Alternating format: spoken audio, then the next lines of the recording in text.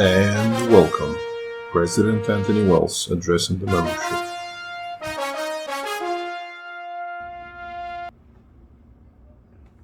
Hi, I'm Anthony Wells, President of SSEU Local 371. And I am the Executive Vice President, Doris Hernandez Murphy. And we just want to come and talk to you about what's going on, give you an update on what's been happening. I know that there's a lot that's going on in our lives right now. First of all, we wish everyone well. If you were sick, I hope you recovered well.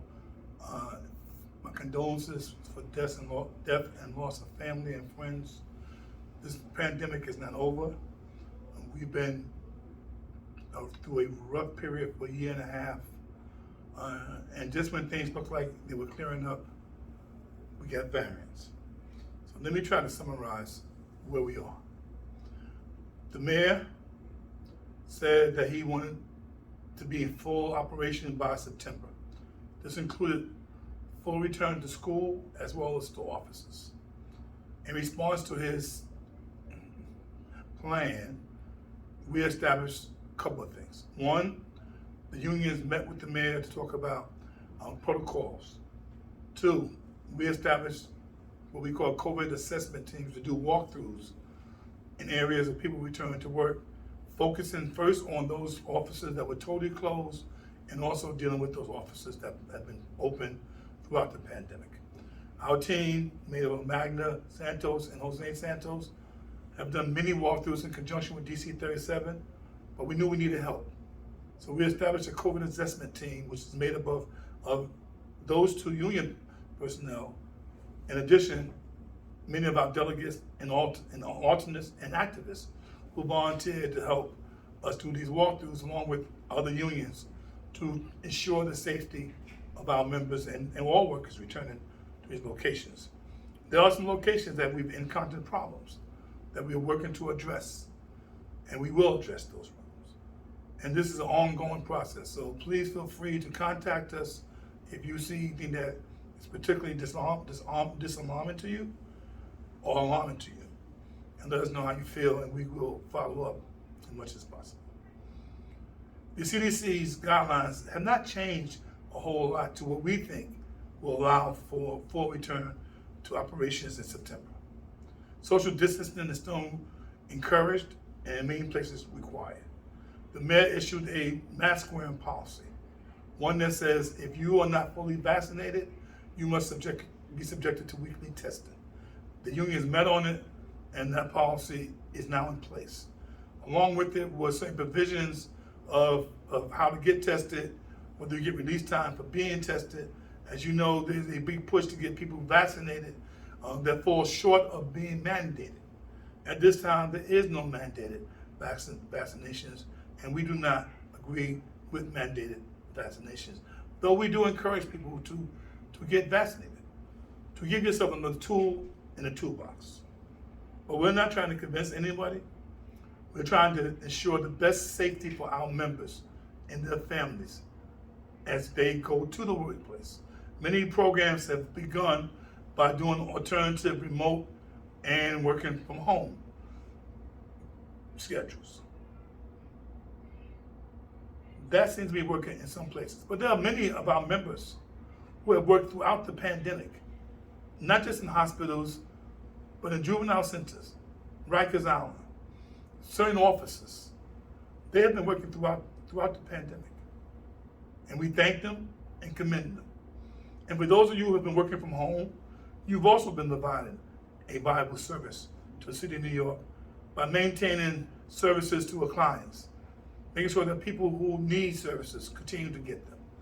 So there's a whole conglomerate of everyday heroes working from home and obviously working in the field or in offices.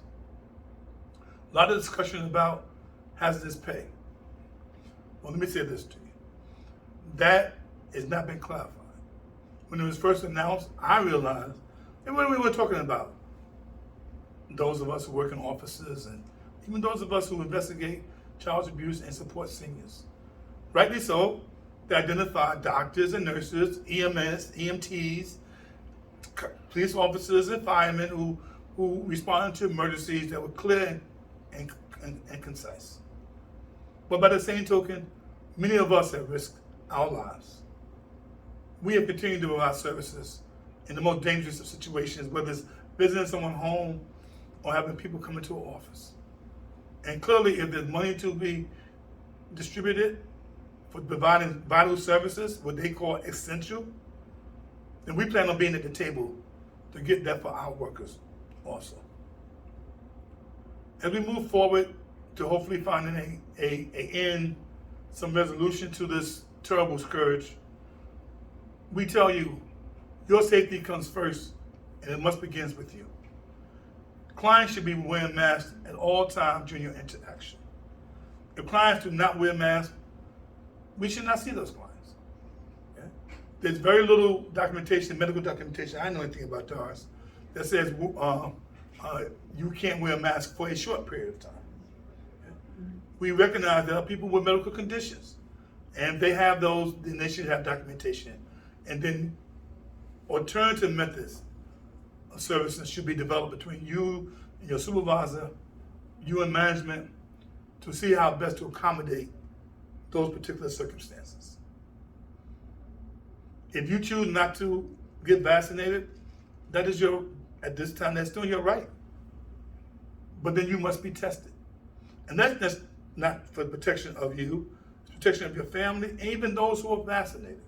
And so you're going to have further discussions about that as the time goes on, about mandated vaccination policies that may arise, about testing.